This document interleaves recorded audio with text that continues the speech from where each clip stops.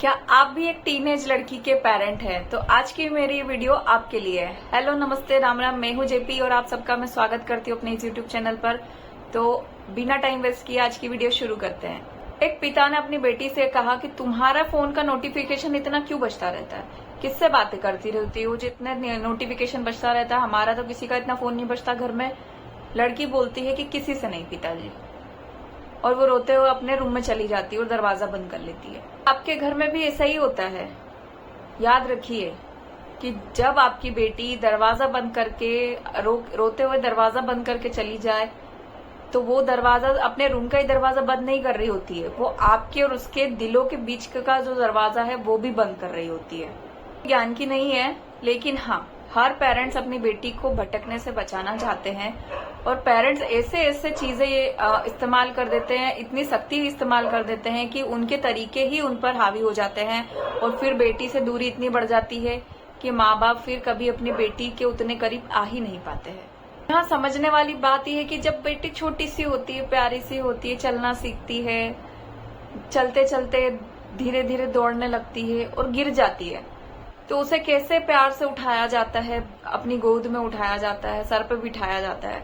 और वहीं जब वो बेटी 13-14 साल की हो जाती है तो अगर उससे कोई गलती होती है तो उसको प्यार से समझाने की बजाय, उसे गले लगाने की बजाय उसको चिल्लाया जाता है, डांटा जाता है, उसकी इंसल्ट की जाती है, उस पर बंदिशें लगाई जाती है कि यहाँ मत जाओ, वहाँ ये मत करो, वो मत करो, इसके साथ मत घूमो, इससे बातें मत करो। हम ये सोचते हैं कि हम उसे प्रोटेक्ट कर रहे हैं, लेकिन सच तो ये है दोस्तों कि हम उसके अंदर एक डर पैदा कर रहे होते हैं और डर फिर आगे क्या करता है ये तो आप सभी जानते हैं।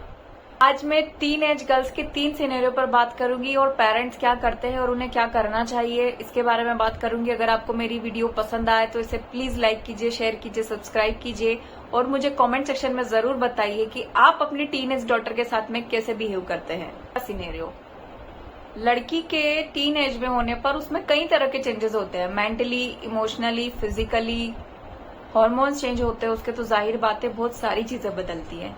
और ऐसे में लड़कियां खुद पर ज्यादा ध्यान देने लगती है, वो घंटों तक आईने में खुद को निहारती है, अपनी खूबसूरती को देखती है, वो खुद अपने आप में परफेक्ट होना चाहती है, परफेक्ट दिखना चाहती है, वो एक ऊंची उड़ान भर रही होती है, उसके सपने अलग हो गए होते हैं, वो अपने आप में एक अलग तरीके की भावना महसूस कर रही होती है।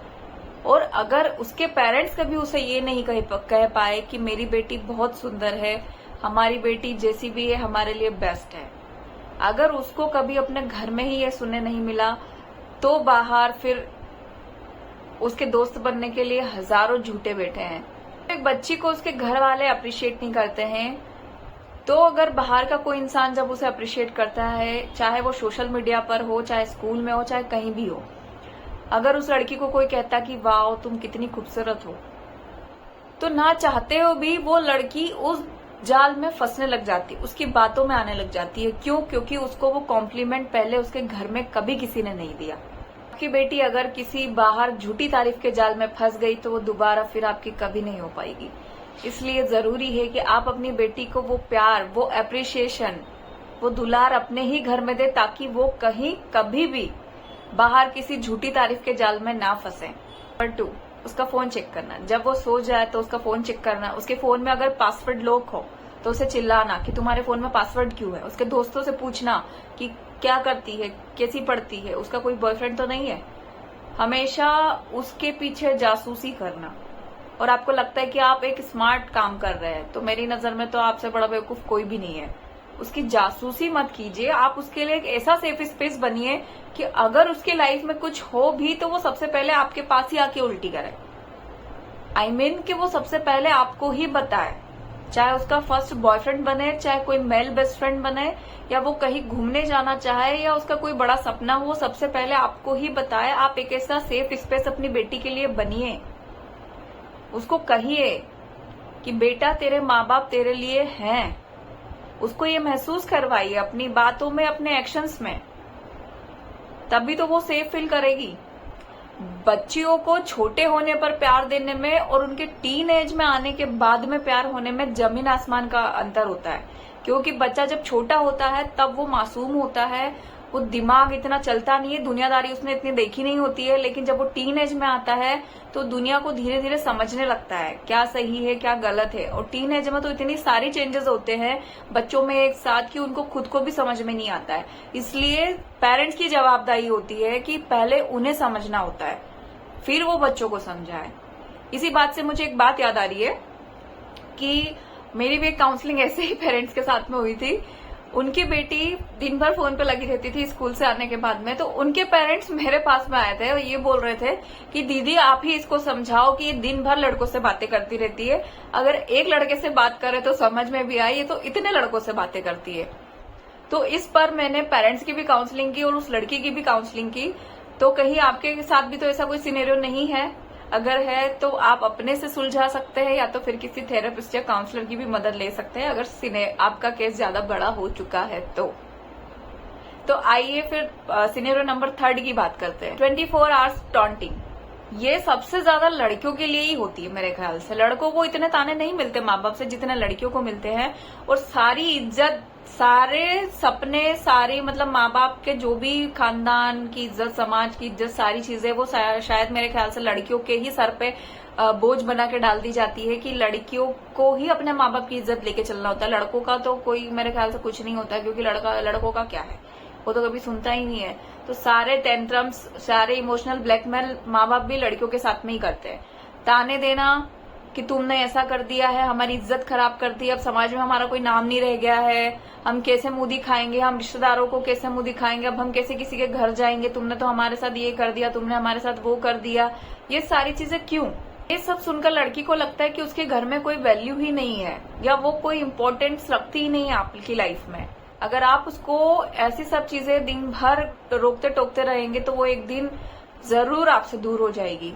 फिजिकली तो आप उसको कर ही देते हैं, लेकिन मेंटली और इमोशनली भी वो दूर हो जाएगी।